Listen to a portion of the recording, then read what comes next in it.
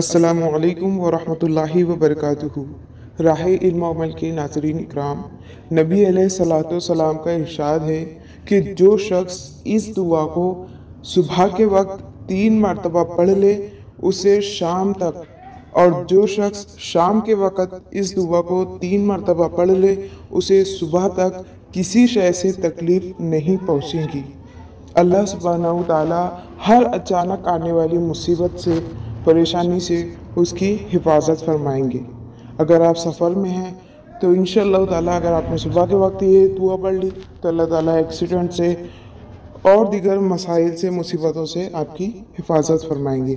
لہٰذا اپنی حفاظت کے لیے صبح و شام یہ دعا ضرور پڑھنی چاہیے، اور اپنے بچوں کو بھی یہ دعا ضرور سکھائیے، اور صبح و شام 3 مرتبہ اس دعا کے پڑھنے کا معمول بنا لیجئے، تاکہ آفات و مصیبتوں و پریشانیوں سے بچتے ہوئے آپ کی زندگی پرسکون گزرے۔ دعا کیا ہے؟ بسم اللہ الذی لا یضر مع اسمہ شیء فی الارض ولا فی السماء وہو السمیع العلیم۔ اس کا ترجمہ ہے کہ اس اللہ کے نام کے ساتھ جس کے نام کی برکت سے کوئی چیز نقصان نہیں پہنچا سکتی، زمین کی ہو یا آسمانوں کی، اور وہ خوب سننے والا، خوب جاننے والا ہے۔